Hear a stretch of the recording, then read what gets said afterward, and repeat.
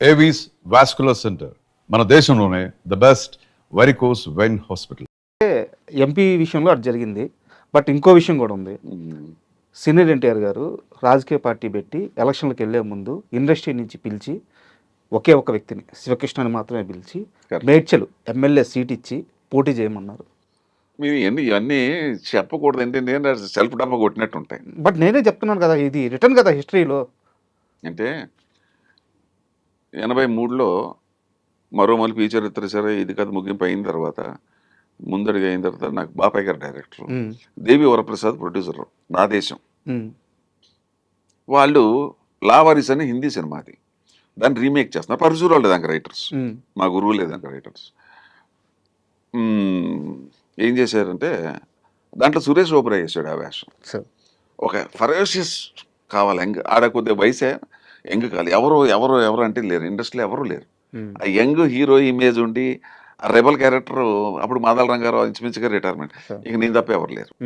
ఎలా అడగాలి, ఎలా చేయాలి? దేవి వరప్రసాద్ ఏమో అడగలేము అతను, ఎందుకంటే ఆయనకి రెబల్ ముందు అయినే కదా, మేమంతా తర్వాత వచ్చాము. అవి ఏం జరిగిందో అది కూడా తెలియదు నాకు. ఎలాగా పరిశుభ్రాలు తల పట్టుకున్నాడు ఆయన. దేవి వరప్రసాద్ టైం లేదు, 15 రోజులు ఇచ్చాడు ఎన్టీ రామారావు. టైం దగ్గర పడిపోతుంది. టైం రామారావు కాల్ షీట్లు పాటు చేసుకోలేరు కదా, ఆయన ఆఖరి సినిమా. ఇక లాస్ట్లో ఏంటంటే పరిశుభ్రాలు చిన్న హింట్ ఇచ్చారు, మా ఊడిని అడగండి అన్నాను. నేను అడగను, అప్పటికే 3 హీరోగా హిట్లు కొట్టి 4 హిట్లు కొట్టాడు హీరోగా, ఎలాగ అడుగుతానయ్యా గోపాలకృష్ణ అన్నాడు. వాళ్ళు నా వీక్నెస్ చెప్పేశారు. అతను పిచ్చోడాడు, రామారావు అంటే పరిచచ్చిపోతాడు, బోల్డ్ అంత ఫ్యాక్టరీలు ఉన్నాయి, అన్నీ వదిలిపెట్టేసి రామారావు సినిమాలు చూసి యాక్టర్ అవుదామని చెప్పి ఇక్కడ సినిమా ఇండస్ట్రీకి వచ్చాడు. మొదటి సినిమా నుంచి మేము ప్రయాణం చేస్తున్నాం, అతని మెంటాలిటీ మాకు తెలుసు. అతను రామారావు అంటే ఎగిరి పడతాడు, 100% ఒప్పుకుంటాడు, కానీ మేము చెప్పినట్టు చెప్పొద్దు అన్నారు. దేవి వరప్రసాద్ అడిగాడు, మనకి లైఫ్లో అదొకటే బ్యాలెన్స్ కదా. సినిమా ఇండస్ట్రీకి వచ్చి ఆ గురువు గారితో నటించకపోతే ఇంక లైఫ్ వేస్ట్ అయిపోతుంది. చేస్తానన్నాను అంటే ఆడికి పిచ్చెక్కిపోయింది దేవి వరప్రసాద్. బాబు ఎంత కావాలి, 1,00,000 ఎంత కావాలి, ఎంత ఇమ్మంటాం అన్నాడు. డబ్బు తర్వాత చూద్దాం అంటే మీరు షూటింగ్కి వెళ్ళిపోండి. అసలు రెండోది మళ్ళీ ఫంక్ అయిపోయాడు ఆయన. డబ్బు 1,00,000 రూపాయలు మాటలే, ఏం సార్ 1,00,000 రూపాయలు ఆ రోజుల్లో, తర్వాత చూద్దామండి. సరే ఎంతో కొంత ఇద్దరు కానీ తర్వాత చూద్దామండి. అదే 1,00,000 అనుకుంటాను, 75,000 1,05,000 చెప్పాడు. చాలా పెద్ద ఆఫర్ చేశాడు.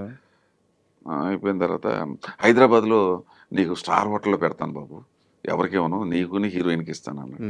నాకు వద్దంటే నా ఇల్లు ఉంది, నాకు కారు పెడతాను, నాకు 4 కార్లు ఉన్నాయి, నేను నాకు నా ఇల్లు, ఆ ఉన్న 4 రోజులు మా నాన్న దగ్గర మా బంధువు ఉంటాను సార్ అంటే, కారు తీసుకో, డబ్బులు తీసుకో, హోటల్ వద్దాను, సరే నీ ఇష్టం అన్నాడు.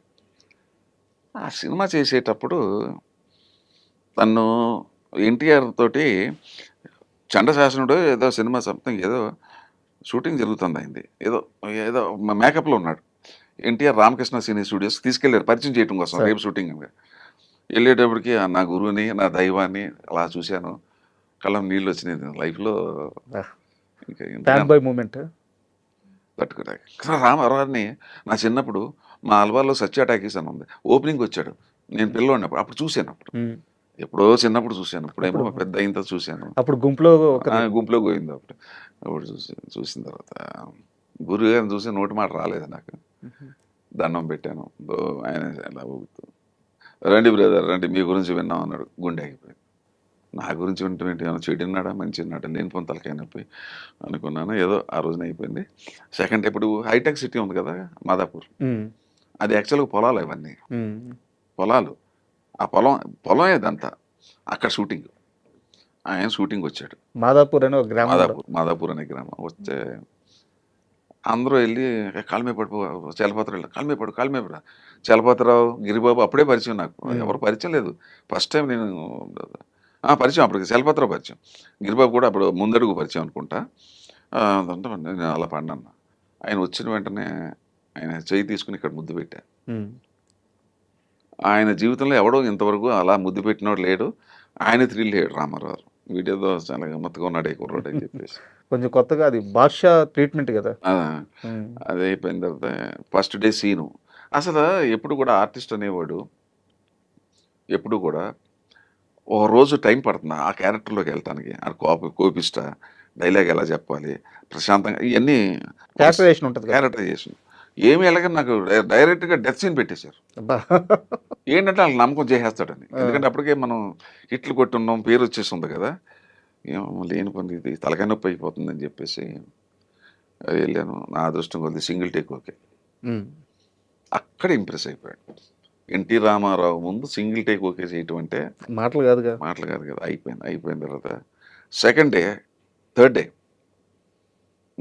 గుర్రబండి నడుపుతూ ఉంటాను. అప్పటికే నా చేతులు పోవు, ఇంకా అప్పటికి ఉంటాయి చేతులు. అతని వల్లే నా చేతులు పోతాయి, అది వేరే విషయం స్టోరీ. ఉమ్. ఆ గుర్రబండి నడుపుతుంటే నా ఫ్యామిలీ కోసం జమీందారు బిడ్డ ఆయన నాకు హెల్ప్ చేస్తుంటాడు. నా వల్ల నష్టపోయాడే కుర్రాడు అని చెప్పేసి. నా చెల్లు రాజలక్ష్మి, మా ఇద్దరే ఉంటాం, గుడిసెలో ఉంటాం మేము. ఉమ్. ఆ బండి కొద్దిగా దిగబడిపోతుంది, సరిగ్గా అక్కడికే కారులో దిగుతాడు అనమాట. డైలాగ్ చెప్పారు, ఓకే ఓకే అనుకుని వచ్చాడు. ఆ బ్రదర్ మనకి ఇవాళ నేను ఈవినింగ్ వరకు ఉందాం అనుకున్నాను, టైం లేదు, ఓ 2 hours మించి ఉన్నా అన్నాడు. అని వచ్చాం, తెలుగుదేశం పార్టీ పెట్టి క్యాంపెయిన్ తిరిగేస్తున్నాడు ఆయన, అవును. అప్పటికే బిజీగా ఉన్నాడు. ఉమ్. తర్వాత ఇప్పుడు ఎవరిది షార్ట్ అన్నాడు. శివకృష్ణది. ఏంటి బ్రదర్దా? ఓకే బ్రదర్ అయితే ఇంకేందుకు, అరగంటలో అయిపోతుంది, అబ్బా. అరగంటలో అయిపోతుంది. పెట్టి షార్ట్ పెట్టి ఓకే ఓకే అన్న. ఏం బ్రదర్ రిహార్సల్ అండి, అవసరం లేదు సార్. నీకు ఒక రకమైన ఆ ధైర్యం. ధైర్యం కాదండి, అది పిచ్చిదే. అది ఏమన్నా నాకు కరెక్ట్ తెలుగులో ఏమంటారో తెలియదు. నా దైవాన్ని చూస్తున్నాను అన్నాను, నా దేవుణ్ణి చూస్తున్నా, నాకు ఒళ్ళు తెలియలేదు అంతే. Simple reason. ఆయన ఏదంటే అదే అంతే. ఇక అది బుద్ధి జ్ఞానం ఇప్పుడైతే నేను చేయలేను అలాగా. ఎవడన్నా రామారావు రిహార్సల్ అంటే వద్దంటాడండి ఎవడు. ఆయనకి అసలు రిహార్సల్లోనే వణికిపోతారు అందరూ, టేక్లు ఎలా వణికిపోతారు. నేను నా బతికి ఎంత, నా ఎక్స్పీరియన్స్ ఎంత, నేను అసలు రిహార్సల్ ఏమో ఎందుకు చేశాను నాకు తెలియదు, అలాగా ఇప్పటికీ తెలియదు. That is brother, that is you అన్నాడు. చెప్పేశాను మొత్తం. నాకేసిందంటే నాకు తెలియకుండా, నాకు ముందు డైరెక్టర్ చెప్పాడు సీన్లో సగం ఇక్కడ దాకానే షార్ట్ అన్నాడు. ఓకే అన్నాను. ఆయన అనుకున్నాడు ఫుల్ సీన్ ఉందనుకున్నాడు ఆయన. ఓకే. డైలాగ్ చెప్పి నేను సగం సీన్ అయిపోయిన తర్వాత చెప్పుకుంటే నేను డైలాగ్ చెప్పకుండా ఆపేశాను. ఏం బ్రదర్ నీ మీద ఎంతో నమ్మకంతో మేము రిహార్సల్ లేకుండా టేక్ అన్నాం, ఎందుకు ఆపేసావు మధ్యలో అన్నాడు. నేను బిత్రమొక్క వేసాను. నా డైరెక్టర్ గారు ఇక్కడ దాకా చెప్పాడు సార్ షార్ట్. ఏం బాపయ్య ఏం మాట్లాడుతున్నావు, అటువంటి చాక్లెట్ కుర్రండి పెట్టుకుని ఆపేంటి, ఫుల్ పేజ్ పెట్టు అన్నాడు. అమ్మా నాకంత ఒళ్ళు అక్కడ కొద్దిగా షేక్ అయినమాట వాస్తవం. అప్పుడు ఏం బ్రదర్ డైలాగ్ చూసుకోవాలా, అక్కర్లేదు సార్ అన్న. అది ఇంకా అసలు టైం రెండోది చూడాలిగా డైలాగ్, ముందే చూశాను కాబట్టి లక్కీకి అయిపోయాను. Single take okay. అక్కడే ఇంప్రెస్ అయిపోయాడు, మంచి ఇంప్రెస్ అయిపోయి నన్ను లెక్కల్లో పెట్టుకుని సరిగ్గా పార్టీ అనౌన్స్ చేసే ముందు రామకృష్ణ సినీ స్టూడియోకి వెళ్ళా. ఎవరిని లోపల రానివట్లా, నేను వచ్చానని చెప్పన్నాను. నన్నుని ఈయన మన నారాయణ రెడ్డి గారు మా ఇద్దరినే లోపల రమ్మన్నాడు. శ్రీనారాయణ మీ ఇద్దరే లోపలికి వెళ్ళాం. ఓ రండి బ్రదర్ రండి అన్నాడు. అందరూ నన్ను ఉంచున్నారు. ఆ బ్రదర్ మీకు సీట్ ఇస్తున్నాం అన్నాడు. మీ ఫ్యామిలీ గురించి విన్నాం, మేడ్చల్, ఇప్పుడు కొంపల్లి మేడ్చల్ ఉంది, అక్కడ మీరు పోటీ చేస్తున్నారు, మీలాంటి యంగ్ ఫెలోస్ డైనమిక్ మాకు కావాలన్నాడు.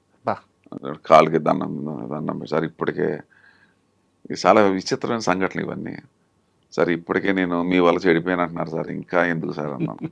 కోపం వచ్చేసింది, చాలా కోపం. What non sense your talking, నా వల్ల నువ్వు చెడిపోవటం ఏంటన్నా. సార్ క్షమించండి సార్, మీరు తప్పుగా అర్థం చేసుకున్నారు, నేను వెనకాల కొద్దో గొప్ప ఉన్నోండి సార్, అన్నీ వదిలిపెట్టి పిచ్చనా కొడుకు రామారావు ఫ్యాన్ అయిపోయి సినిమాలో వెళ్ళిపోయాడు, ఇవన్నీ వదిలిపెట్టి అంటున్నారండి అన్న. ఓ అట్లా అని చెప్పేసి అప్పటికి ఆయనకి ఆనందం వేసి అప్పుడు లేదు సార్ 100 సినిమాలు అయిన తర్వాత వస్తాను సార్, ఇట్స్ ఆల్ రైట్ అన్నాడు. ఇంకో ఇన్సిడెంట్ జరిగింది ఆయనకి. తెలుగుదేశం పార్టీ పెట్టినప్పుడు నేను ఈ షూటింగ్ అయిపోయిన తర్వాత ఎలక్షన్కి బిఫోరు నేను రామారావు ఇంటికి వెళ్ళాను హ్యాబిట్స్లో. తెల్లవారుజాము 4 గంటలకు వెళ్ళాను, నేను మా కజిన్ ఒకరిని తీసుకుని వెళ్ళాను. వెళ్ళగానే మనకి ఫస్ట్ ఇచ్చేసాడు, చెక్ పట్టుకుని వెళ్ళా 5,000 రూపీస్. 5,000 10,000 ఏం గుర్తులేదు, 5,000 చెక్ ఉంది ఇప్పటికీ అనుకుంటా. ఏమది అన్నాడు. చిన్న ఉడతా, నేను వచ్చాను మీకోసమే సార్, సినిమా ఇండస్ట్రీ నాదన్నీ వదిలిపెట్టుకుని సినిమా ఆర్టిస్ట్ అవుదాన్ని వచ్చాను సార్, నాకు కూడా తెలుగుదేశంలో నేను ఏదో ఉడతా భక్తిగా కాంట్రిబ్యూషన్ అనుకున్నాను. నీకు పైచ్యం ఎక్కిందా పిచ్చి ఎక్కిందా అన్నాడు.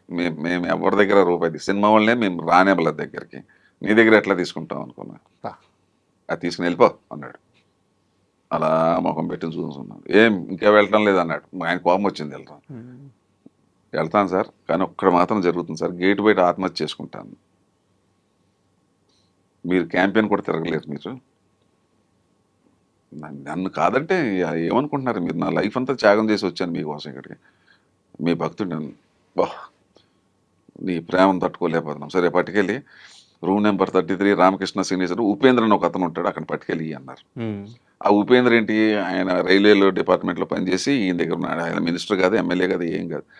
అక్కడ వెళ్ళి ఆ రామకృష్ణ సీనియర్ స్టూడియోలో రూమ్ నెంబర్ 32 33 పట్టుకెళ్ళి 5,000 రూపీస్ ఇస్తే మేము తీసుకోం అన్నాడు.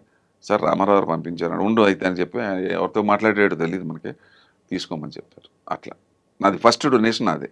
డబ్బుల దగ్గర ఆయన అంత నిక్కచ్చిగా అంత నిజాయితీగా ఉంది. ఎక్కడ రూపాయి తీసుకోలేదు. ఉమ్.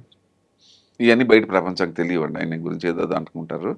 ఇవన్నీ నిజం, నాతో జరిగిన సంఘటనలు మీకు చెప్తున్నాను. Super sir.